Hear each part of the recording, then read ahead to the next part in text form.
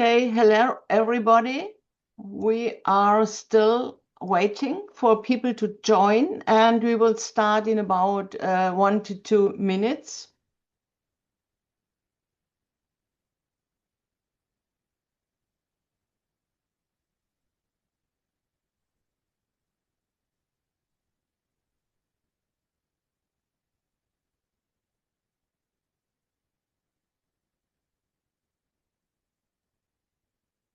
Okay, let's start.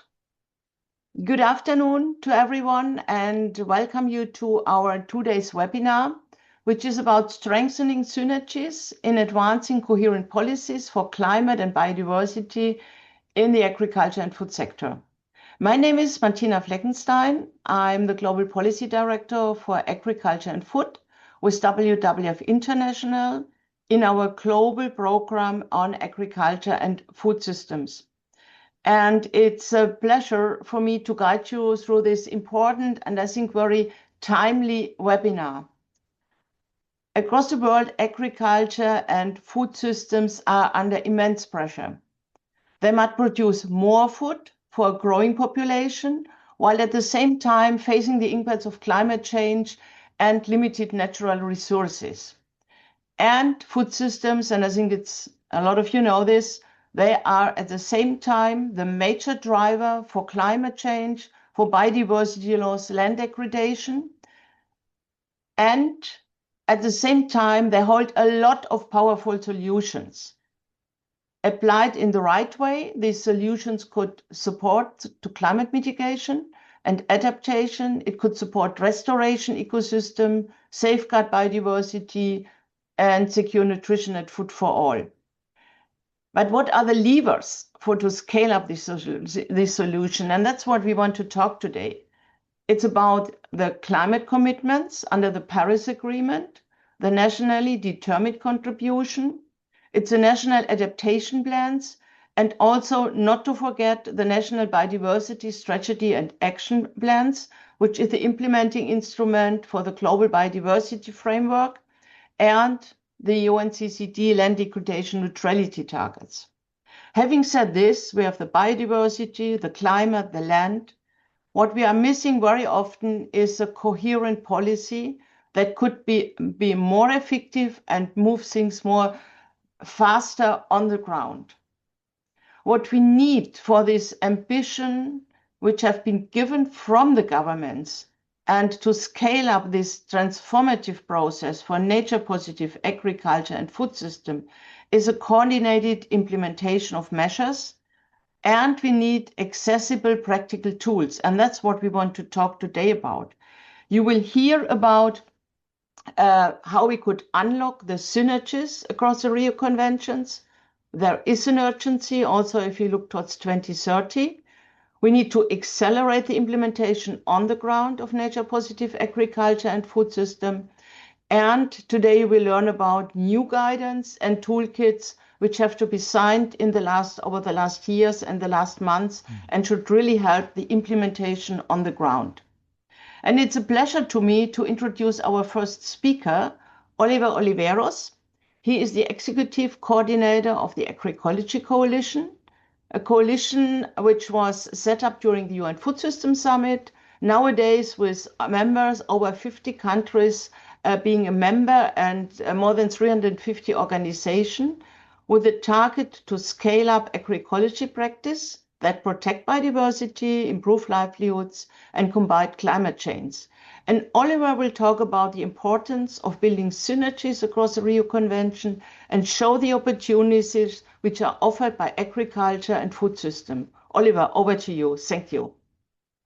Well, thanks very much, Martina. WWF has always been a partner, and we're working very closely together as well with Martina is also leading and co-leading our policy work. We've heard the word synergy. Synergy is a big word, but it's also one of the principles and elements of agroecology. It is about enhancing positive ecological interactions, integration and complementarity among elements of agroecosystems. animals, crops, trees, soil, and water. Creating synergies improves essential functions within food systems as it contributes to production and multiple ecosystem services. If you go to the next slide, but it's also just like the ecological system. We get the maximum benefit by interconnecting climate, biodiversity, and land degradation issues, as these are not separate problems. Remember, UNCCD, UNFCCC, and UNCBD share the same origin. The three Rio Conventions on land, biodiversity, and climate were established in 1992 Rio Summit in Brazil to address all these challenges. So while each convention has its own mandate, the reality is that none of these goals can be achieved in isolation, as they are interconnected expressions of a single planetary crisis indeed. Next slide. So agriculture and food systems offer several opportunities to address climate, biodiversity loss, and land degradation. These systems can be transformed to be more sustainable, resilient, and efficient, which in turn can improve production, nutrition, and environment while tackling climate change and achieving SDGs. Sustainable practices, for example, implementing agroecological approaches such as crop rotation, polycultures, cover crops, can improve soil health and reduce susceptibility to pests and diseases. It incorporates ecological principles into farming practices, fostering biodiversity in ecosystem services. Climate resilience, it is about diversifying crops and livestock, incorporating climate resilient, drought resistant crops, which are often indigenous, local, and yes, underutilized. Think about teff in Ethiopia or pearl millet in Africa. All these can enhance the resilience of food systems against climate extremes. Holistic approaches, integrating food systems measures in NBSAPs and NDCs and LDNs, can deliver multiple climate and biodiversity benefits while improving food security and social well being. Technological innovations, addressing climate change through this innovation and transformation can create opportunities for change of paradigm in our relationship with nature. And of course, food systems governance. Strengthening food systems governance by including and empowering smallholder farmers, artisanal fishers, and other workers in the food supply chain can promote a real transformation towards sustainability. After all, agriculture and food system, it's not just about production, and it's not disassociated from social and development issues facing frontline food systems actors. Next slide. And this to us where agroecology actually comes in as a sustainable, resilient approach towards agriculture and food systems transformation. And there is a growing evidence, both in science and in practice, that sustainable approaches towards food and agriculture systems transformation, that is agroecology, works. So you could see a number of emerging studies, scientific studies that demonstrates positive socioeconomic performance with the use of sustainable agroecological approaches. There are a lot of studies that shows the correlation between food and nutrition security at household levels, particularly in low and middle income countries. There's also evidence around food security outcomes of sustainable practices. Nature-based solutions are just as good, if not better, for those type of systems compared to conventional alternatives. And there is also evidence, growing evidence in terms of practice. So we've heard about a number of cases under Pradesh natural farming being one of them, where we could actually see a transformation and conversion of smallholder farmers, often led by women, towards sustainable approaches towards farming and agriculture, which is less dependent on chemical fertilizers, but are also resulting to higher yields and also better time spent by farmers with their families. We've heard also about biodynamic farming, which is a natural-based solution, agroecology compatible, particularly in Egypt, for instance, it came biodynamic farming, where we have seen farmers transition from conventional to a more profitable biodynamic regenerative farming while supporting community development. More than 10,000 farmers have converted from conventional to biodynamic farming, covering 40,000 acres of land have been converted to this. Next slide. But also, in addition, there is a growing political momentum around sustainable approaches. If we look at agroecology as an example, and we zero into the Rio conventions, for instance, from 2014 at COP CBD to 2022, where agroecology was recognized under Target 10 as an innovative approach towards addressing biodiversity. In IPCC report of the UNFCCC in 2022, which states that agroecology as effective for climate mitigation and adaptation, to 2023 IPCC synthesis report, which validates that. And within the UNCCD CCD in 2019, where there are two decisions made on agroecology, recognizing agroecology as a tool to address land degradation and neutrality, to decision 19 in the previous COP in Riyadh, plus the Global Land Outlook report as well. And in addition to the Rio Conventions, what we're seeing is a growing momentum around sustainable approaches towards food and agro-systems transformation, as evidenced by the ever-increasing emergence of national agroecology strategies across the world, from Africa to Asia to Latin America. And it doesn't just happen at the national level. We could also see regional initiatives, regional policy transformation frameworks towards food and agriculture sustainable systems. That is the case in Southeast Asia. But also at the subnational level, we see that in Sicily, we see that in Vaud in Switzerland, we see that in multiple districts and counties in Kenya. And within the UNFSS, UN Food System Summit process, no less than Secretary General Guterres in his address and the call to action which came out of the UN Food System Summit +4, which mentioned that in fact, countries are really starting to transition and to consider and adopt sustainable approaches for agriculture and food system transformation through agroecology and other innovative approaches. So the timing cannot be any better at this moment, where we could see a confluence, a synergy of evidence from science, from practice to politics and policy. And I think this is the moment that we need to take advantage of as we currently address multiple crises at the moment. So with that, I'm handing over to you, Martina, for our next speakers. Yeah, thanks, Oliver. And it was impressive also to see how many countries are in the process, have developed or are in the process of developing the agroecology strategies. I think that's very important.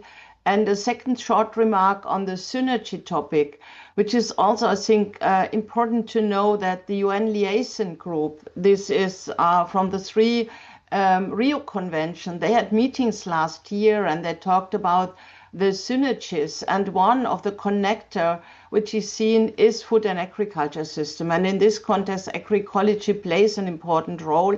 Let's see how this will be further developed, but it's a huge opportunity really to bring food systems and agriculture and food systems in the focus and the center. I talked in my introduction about tools, about guidance, and that's the moment where we want to present two tools which we have developed, which has been developed by Climate Focus with support from WWF and a lot of partners. It's a journey we have started with Haseeb, who is a lead consultant with Climate Focus. I think it's 4 years back, where we have think about how to better integrate agriculture and food systems in these global policies. And when we talked to the national governments, we realized there is interest, but there was a gap on knowledge. And to fulfill this gap on knowledge, now you will hear about two tools which have been developed and which had been launched recently. Haseeb, over to you. Thank you. Thank you so much, Martina, and thank you, Oliver, both for setting the scene that amazingly well for me to continue. As you both pointed out, the fact that agriculture and food systems provides the largest climate mitigation, adaptation, biodiversity, and sustainable development potential makes it the most important lever for transformative change across sectors, nationally and globally. But this urgency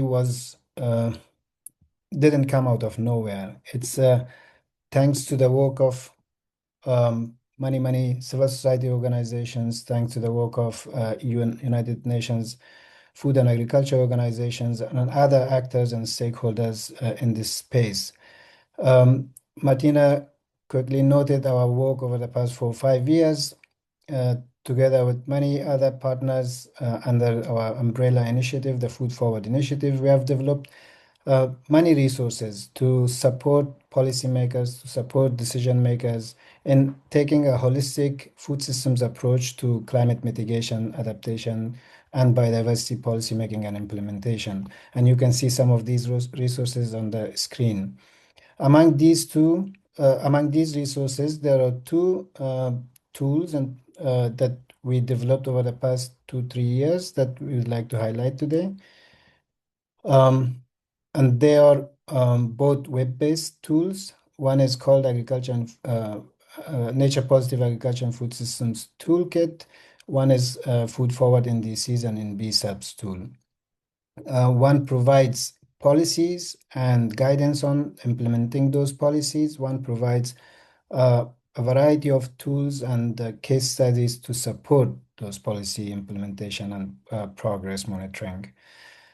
I'll walk you through one by one.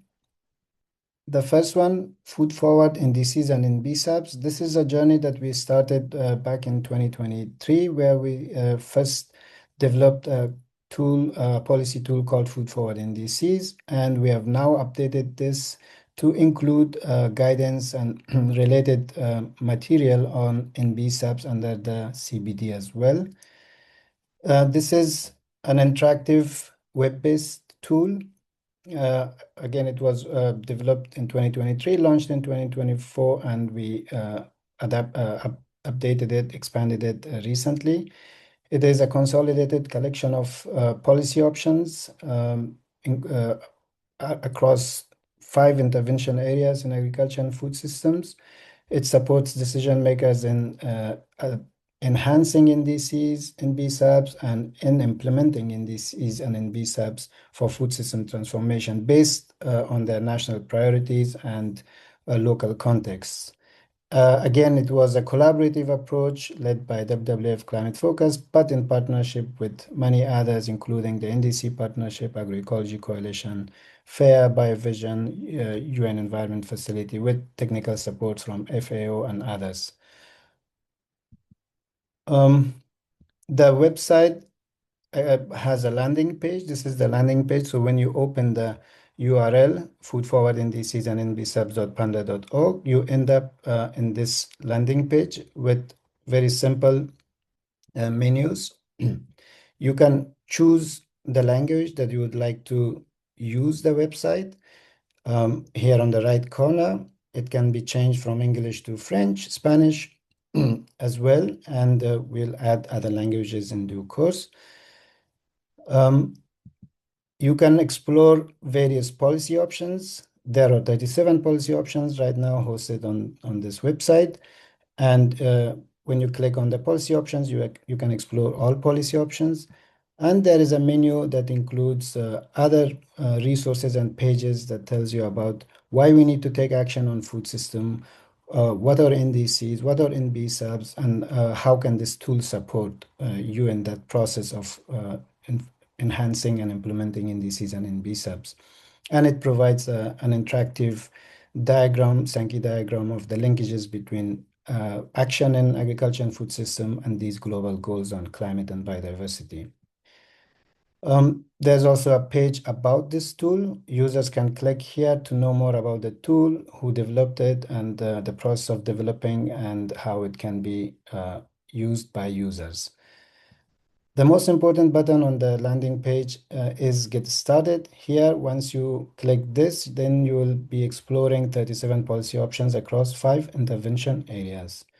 So if you click that, you'll come to this page, which presents the 37 policy options, and you can see the 5 intervention areas here: food consumption, food environment, food governance, food production, and food supply chains. And whichever of these intervention areas you click, the related or the relevant policy options will appear here in the bottom of the page. So, for example, if you hover over reforming harmful subsidies in agriculture and food system, you also learn more about its linkage and contribution to sustainable development goals, to global biodiversity goals, to global adaptation targets, and so on. And if you click on that policy option, then it will take you to the policy option page. And the policy option page provides detailed guidance on several elements related to the policy option with an overview why it is important to take action, for example, in this case, to reform harmful subsidies in agriculture and food system.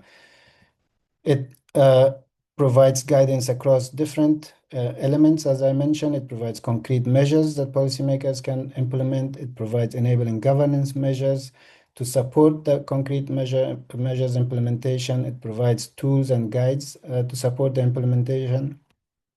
And importantly, there's a section on synergies that outlines how this specific policy option contributes to climate mitigation, to adaptation, including connections to the global adaptation targets.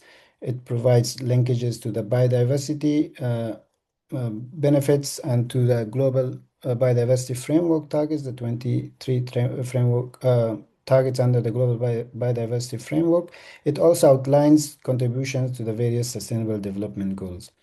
Other elements include, for example, information and details on challenges that decision makers might face during the implementation and how to address those. It provides monitoring tools, indicators, and frameworks to monitor implementation and progress on this specific policy option. And when we found information about implementation costs, it also provides an indicative cost of implementation in different locations and contexts. And lastly, it provides interventions in practice. So how this policy option is actually being implemented in different countries and parts of the world with videos that the WWF offices and colleagues have made in capturing how farmers and others are implementing some of these policy options on the ground.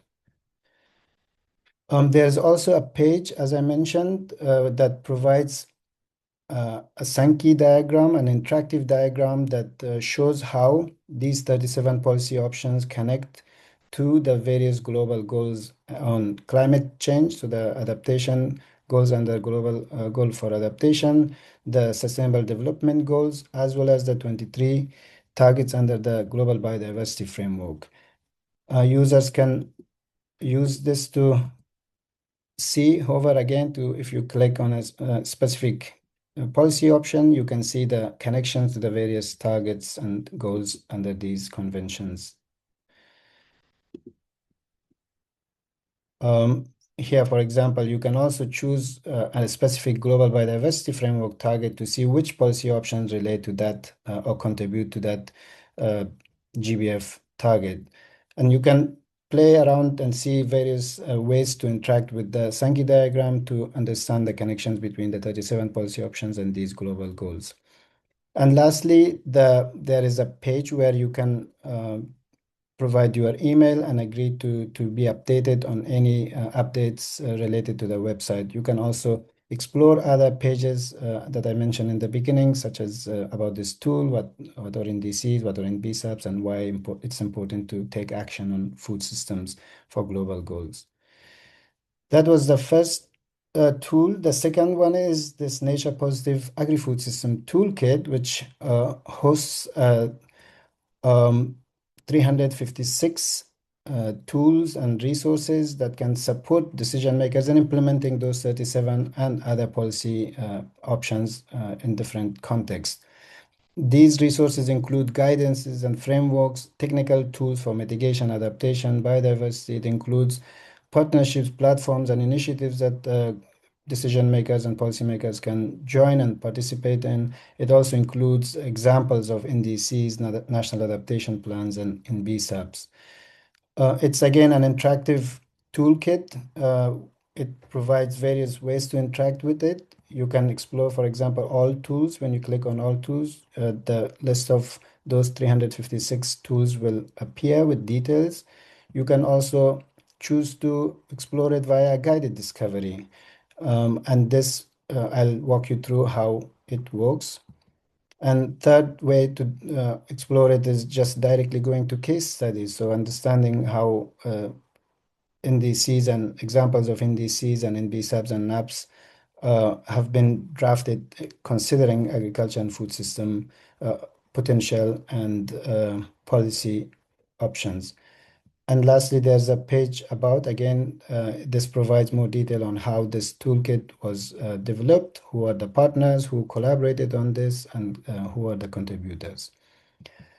So I'll walk you through the guided discovery. This is the guided discovery page where, there are three steps where you can choose your path, where it's a quick start. So if you want to, depending on the task or the objective, you can directly go to the tools, related tools. So here on the left, if you want to mobilize climate and biodiversity finance, then you can click on that and it will take you directly to a page with related tools. Or you can directly go to browse all tools, as I mentioned, or you can do the guided discovery.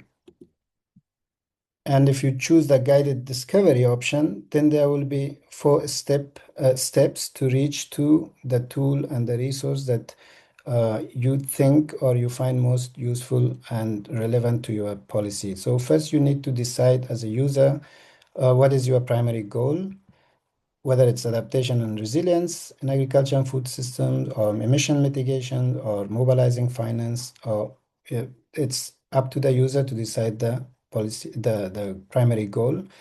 Once you select your primary goal, it will take you to the next step, which is which sectors are you focusing on, and you can choose the relevant sector or subsector in agriculture and food, whether it's biodiversity in agriculture or food, or whether it's coastal zones and oceans, or agroforestry, or cities or urban food systems, you can choose.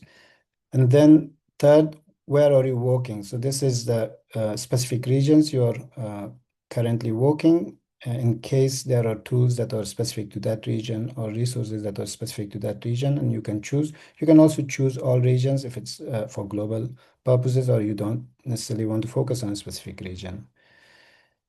And the last step is what type of tool or resource do you need or the user needs. Here, you can either choose all, or you can decide whether it's interactive tools, platforms you're looking for, or analytical tools, or guidance and frameworks.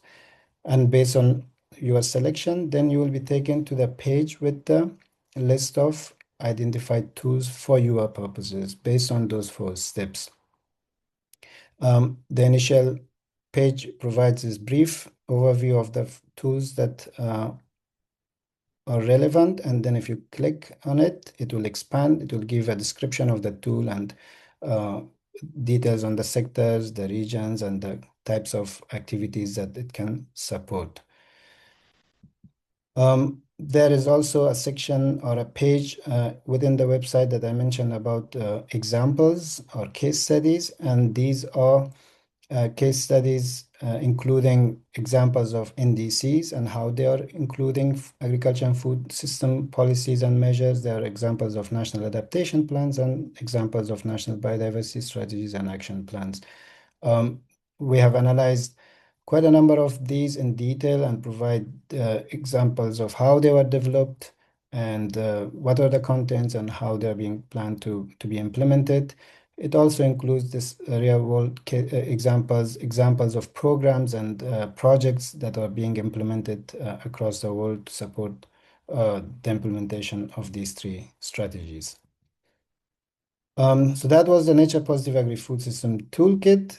You can find these by using these QR codes. And if you have any questions, you're welcome to put it in the chat or reach out to me and Martina via email. We are happy to have a chat and see how this tool can be used by you in your work.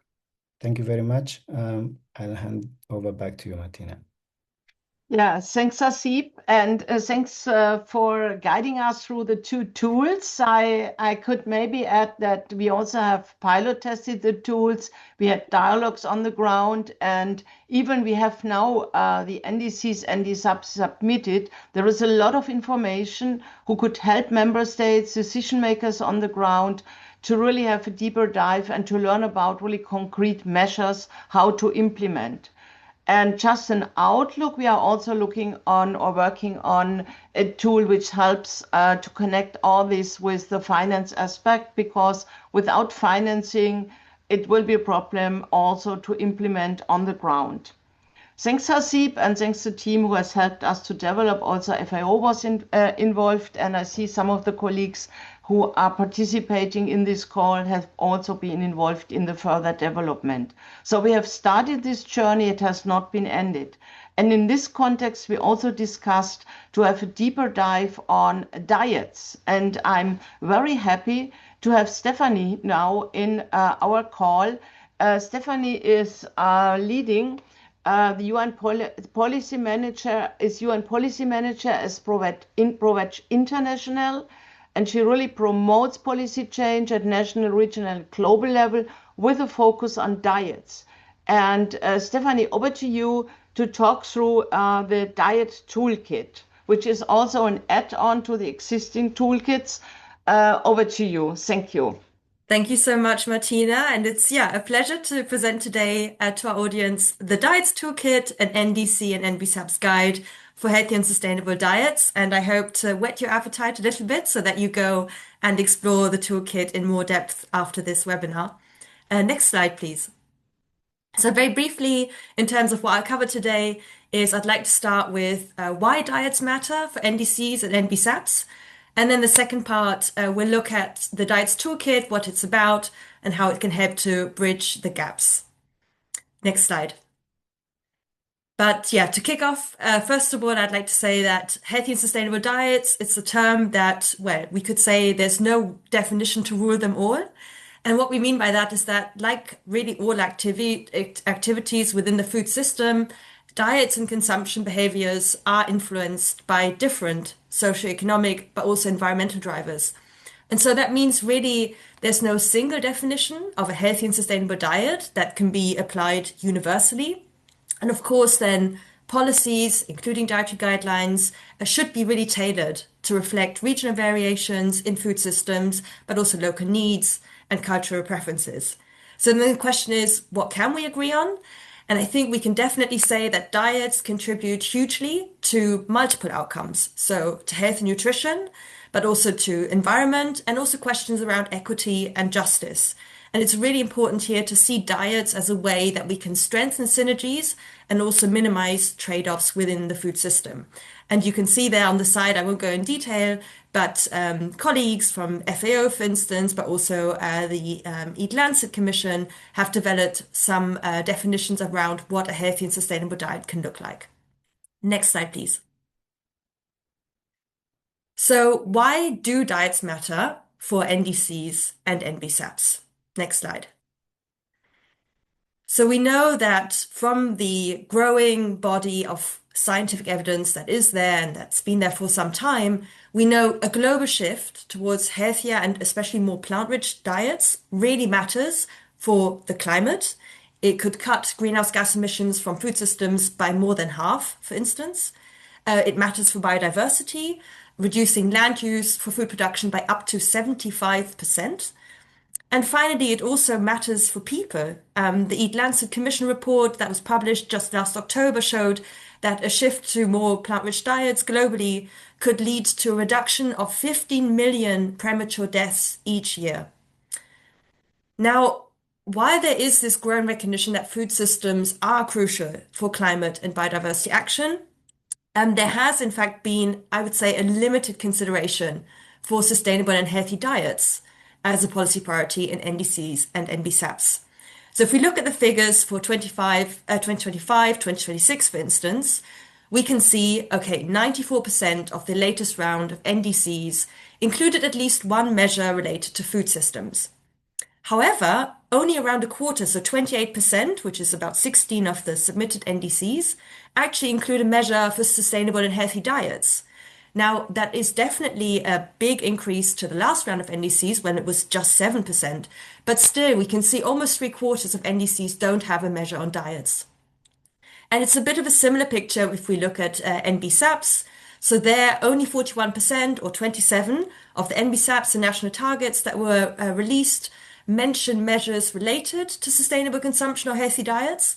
And then only 23% actually include a measure for increasing access to sustainable and healthy foods. So that's obviously a key policy measure to make diets more available to people.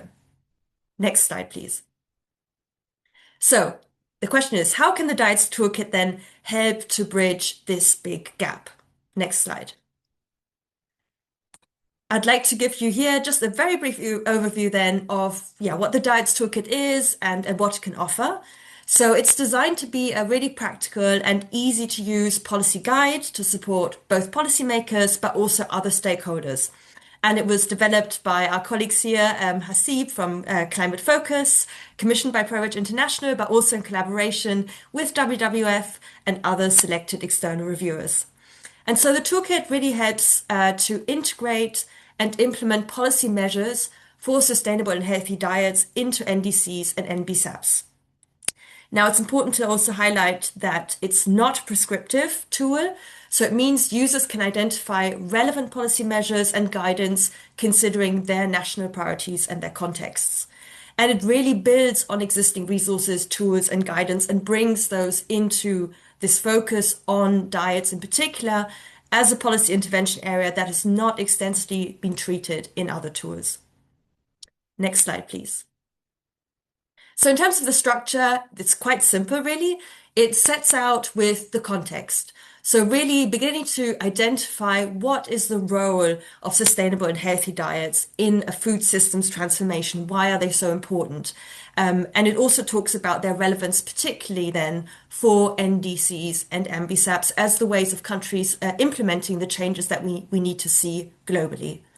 Next slide. Then as a second step, if you like, we have 5 steps outlining how to integrate healthy and sustainable diets in NDCs and NBSAPs. So step 1, for instance, as you can see on the screen, is about assessing actually the link between food consumption and environmental change within the national context. Step 2 helps you to identify priority policy options to promote sustainable and healthy diets. Step 3 is about how to integrate those priority policy options into national climate and biodiversity plans. Then step 4, okay, so you've integrated them. Now, how are you going to actually implement those policies? And then the 5th step, which is a really important one, we mustn't forget, is also how to report back. So how can you report on progress of implementation? And next slide, please, for the final step. So what I really like about the toolkit is it also provides policy options. And we have 10 policy options there across 3 different action areas that are there to integrate NDCs, healthy diets into NDCs and NBSAPs. The first action area is expanding access to healthy and sustainable foods, as you can see. And here we have policy measures such as public procurement, school meal programs, food placement, and others. Then the second action area is around how to create an environment that enables consumers to make informed choices. So those can be food systems-based dietary guidelines or awareness campaigns. And then finally, the third action area with policy options is all about, Martina referred to this earlier, how to leverage financial mechanisms to enable change. So here we look at policy options around subsidies for healthy and sustainable foods, the repurposing of currently harmful subsidies, but also thinking about maybe using taxing on unsustainable and unhealthy foods to drive positive change. And next slide. So to just finish on my quick presentation here, each policy option you will see contains a number of elements. So, of course, there's the description, but we also look at the potential challenges We look at what relevant stakeholders need to be brought to the table for each different policy option. And of course, it will differ depending on the policy option you're considering. What enabling environment needs to be created, what's the context and relevance, any other tools that are out there. And as I mentioned, it also refers, for instance, to the Forward Food Toolkit, but also others. And then finally, one element which I think is really exciting and I really like is the case study examples. So really bringing to life how diets can be central to policy actions and have a really positive benefit. And next slide. So this gives you just one sort of brief example, for instance, showing just really how there are interventions that are currently happening across the world, from Sweden to Romania, Kenya, Brazil, at the local level, at the national level, from policymakers, but also from other stakeholders like civil society, that are showing that integrating diets into national action for climate and biodiversity benefits is possible. So really the toolkit is there, I think, to inspire us to scale this work up, to learn from each other, and to be more ambitious. And so next slide, please. Thank you very much. So yeah, if you have any questions at all, please do contact me, and would be a pleasure to discuss the toolkit further with you. Thank you very much. Back to you, Martina. Thank you, Stephanie. And I think you will find the links to the diets toolkit and also to the other toolkits in the chat. If not, maybe somebody could add to the chat. And I think it's really encouraging to see all the publications and the material we have. And even we have still a long way ahead of us. And you mentioned that only 16 of the NDCs are mentioning diets. It's a progress, because when we started some years back, there were only 1 or 2, but it's still a challenge, and there's still enough time really to help governments and to help decision makers really to better understand the importance of integration diets and in general agriculture and food systems. And I've seen the question from Lasse, who was asking if we also are running interministerial dialogues. Yes, we have done this in the past. We have run these interministerial, but also with CSO and science. We have run these dialogues on the ground with about 20 countries. But if there is interest and appetite to run a dialogue on the ground, the team, which is here on the call, is very happy to give support and to provide material to do this also in more countries. Having said this, I want to introduce our next speaker. It's Ryan O'Connor. He is with an NDC Partnership Support Unit, and Ryan leads on the management of the NDC Partnership Knowledge Portal. And I have to say that the cooperation and collaboration with the NDC Partnership with Ryan and your team was fantastic. And I think we have achieved a lot. There is even now a tag in the NDC Partnership Knowledge Portal, which is the base for requesting for financing, and Ryan will talk more about this, on food and agriculture. On this point, a big thank to the NDC Partnership for the ongoing collaboration. And Ryan, the floor is yours. Thanks so much, Martina, and hello, everyone. My name is Ryan O'Connor, Knowledge Tools Analyst here with the NDC Partnership Support Unit, and today I'm pleased to join and share a brief overview of the NDC Partnership's work to date on agriculture and food systems, as well as some information about the tools and resources we have available to support agri-food systems work through the partnership. Next slide, please. So the NDC Partnership, just a bit of background, is a global coalition of countries and partners working together to advance climate action. Through the partnership, countries lead by identifying the support needed to advance their climate and development objectives, and then partners respond by delivering tailored packages of technical assistance and funding that support these country-driven efforts. Next slide, please. So the partnership works to elevate high-quality requests for support that align with developing country priorities, as well as coordinate the partner support to respond to these requests. And then finally, the partnership also offers insights to climate action best practices, as well as needs and gaps and other knowledge exchange efforts. Next slide. We have a broad and diverse membership that consists of over 140 different countries, as well as over 110 different institutional and associate members, which continues to grow every day. Next slide. And the partnership works through three primary programmatic areas. The first being country engagement, so working to support our country members to coordinate planning, resource mobilization, and implementation for their NDCs.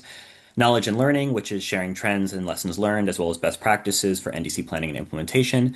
And then finally, finance supports to help countries access and mobilize their finance for NDCs. Next slide. So taking a closer look at our knowledge and learning work stream. So through knowledge and learning, we work to provide intelligence on country needs, so supporting opportunities to engage at the country level and close gaps in support. We facilitate knowledge exchanges among our members to support expansive adaptive learning. And then we also share resources, best practices, including tools and guidance produced by the membership and other leading organizations.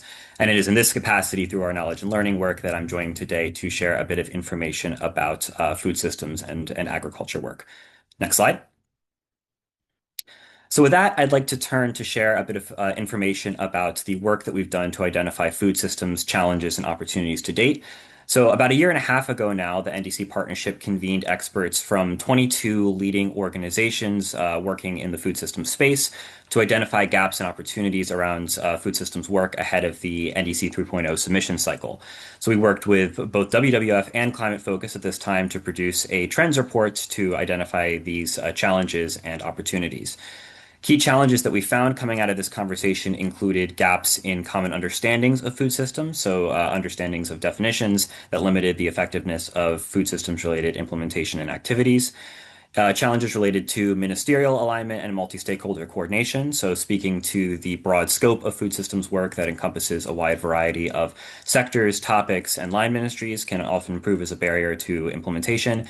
And then finally, financing project implementation proved to be a significant challenge. So making sure that the finance is there for food systems work, and as also equally as important, making sure that the finance that is provided is properly tailored to the food system context and is responsive to the food systems needs in these projects. Next slide. So next, just to say a bit more about the trends in country requests for support that we are receiving today. So we have a knowledge management system in the NDC partnership called the Nook, which tracks country requests for support on a wide variety of sectors and topics, including agriculture and food systems. And as Martina alluded to earlier, we worked with WWF and Climate Focus to develop this food systems key topic tag, which serves as the backbone for food systems tracking in the Nook to date.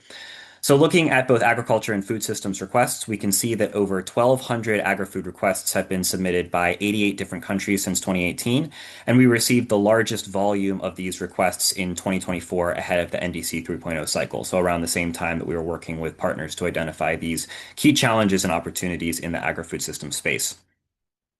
If we look at emerging trends coming out of most recently submitted requests in 2025 as well as 2026, you can see that of 93 agri-food systems related requests, finance and investment, gender equality, and private sector are the most common key topics related to these requests. And in terms of the activities that countries are requesting support for, these include engaging stakeholders, developing studies and analysis, as well as developing capacity for their project implementation. And then, of course, it's also important to flag that among these recent requests, there is still quite a large support gap. 73% of these requests submitted last year or this year remain either unsupported or partially supported to date. I'd just like to take a moment to draw a connection between the gaps that we saw identified previously and the trends and requests that we're seeing from countries to date. So we had identified definitional alignment on food systems reaching a common understanding, as well as ministerial and stakeholder coordination, and then financing for project implementation as the key gaps back then. And you can see here that the requests that countries are submitting requests for support for today still align with these priorities. So developing studies and analysis, which can be important for understanding and definitional alignment, engaging stakeholders, including ministries and other partners, and of course, finance and investment, which remains a large gap to date. Next slide, please. Finally, I'd just like to wrap up by sharing a bit of information about the mechanisms we have for sharing resources and tools related to agriculture and food systems. So the NDC partnership has an online knowledge portal, which is our primary mechanism for sharing tools, guidance, best practices, as well as a variety of funding opportunities related to NDC planning and implementation. You can find resources on a wide variety of topics through our portal, but these also include agriculture and food systems related resources. For example, you can go to our climate toolbox to find over 180 different tools and guidance on agri-food systems, including those tools that you saw presented in today's webinar. If you're interested in finding examples of successful project implementation and best practices, you can find over 120 different case studies in our good practice database. And then on the finance and implementation side, we have 3 different finance-related modules in our portal. The first is the Climate Funds Explorer, which maps international sources of climate finance. The Climate Finance Bulletin, which is a platform for calls for proposals, time-bound funding opportunities that countries and partners can apply for. And then finally, our newest module, the Project Preparation Support Database, which maps entities providing project support, including project preparation facilities, as well as incubators and accelerators. In addition to our knowledge portal, we have complementary online resources, including the NDC 3.0 Navigator, which provides countries with a step-by-step process to support the enhancement and implementation of their NDCs, as well as the Climate Investment and Planning Mobilization Framework, or CIPMF online tool, which provides a similar step-by-step process for finance implementation and planning, as well as resource mobilization for countries. And then finally, I just would like to wrap up by saying if you're interested in learning more about our knowledge portal and resource sharing, I would encourage you to attend support unit trainings on this topic. We have these throughout the year to share more about how you can access our knowledge portal and find relevant resources to you. The next one will most likely be in the coming months, focused on highlighting our newest module, the Project Preparation Support Database, but we will have a number of additional trainings scheduled throughout the year on a variety of topics and times. So next slide. That concludes what I have for you today. Thank you so much for your time and attention. Thanks, Ryan, and thanks for once again for your support. And I could encourage everybody really to visit the NDC websites, the NDC tools from the NDC partnership. You find a lot of information, and it's also great to hear that the request for food and agriculture projects is growing, even realizing that there are still a huge portion which are still looking for financing, which makes it even more important to have a deeper dive in the overall financing structure of these projects. Before I go in a very, very short round on questions, so the 4 speakers, be prepared. I want to have a very short answer about the challenges and opportunities to scale up the implementation at national and regional level. Just a 1-minute answer. I also want to say that this is the first of a series of webinars, and similar to the NDC partnership, there is also an NB subs partnership starting to set up, learning a lot from the NDC partnership, and it will be one of the topic also in one of the next webinars. So a very short answer, and I start with Oliver, the challenges and opportunities. Just go around, and then Liva will do the closing. Oliver, very short, just 1 minute, because we are, as always, are running out of time. Sure. And I've seen that the questions have already been answered in the chat. Challenge, there's always one of the long-standing things that always go into the way, and that is funding, right? And financing. I think that's the biggest bottleneck in terms of rolling out implementation of NDCs and BSAPs and integration of food systems approaches into it. But there's also opportunity. The policies and strategies and plans that I've mentioned earlier, these are expression of government commitment towards this agroecology, food systems transformation. I think these are very concrete opportunities where we could hold our governments accountable on their commitment to the various Rio Conventions to food systems transformation. And I think we can use precisely these strategies, plans, and legislations to ask and to push for more investments, to push for more political support, and to push for more transparency and engagement in their activities. Over. Thank you. Thank you. And Haseeb, very short. Yeah. Why should we use the tools? Well, the tools are resources that can help decision makers. So without these tools, decision makers will, as we have learned in the past, struggle to identify those opportunities. And the tools provide a platform Of course, these, as Stephanie mentioned, they are not prescriptive. They are the starting point, the jumping board. From here, the policymakers can decide, looking at their local context, national priorities, to see how they can use these tools to align their policies, attract financing, and implement these policies with other stakeholders on the ground. Super, thank you. And Stephanie, a little bit promotion for you too. There was a question, what is the difference? So over to you. Thanks, Martina. Well, I would say it's important to remember that food systems are not linear, and also consumer behavior isn't the last element of the food systems chain. I think we often place it right at the end, right, starting with production and then ending with consumption. But actually, consumer behavior and diets really can drive the entire food system, and consumption patterns and preferences really influence, food production, and so on. So I think we need to recognize that consumption can play a critical role. It is an active component of the food system as a whole. And therefore, governments have a role to play, I think, in supporting consumers as well as producers and other food systems actors to do that transition to more healthy and sustainable diets. And I hope the toolkit, with the examples that we give, gives some inspiration that it's possible and it can be scaled to the national level. Super, thank you. And Ryan, any recommendations before I hand over to Liva?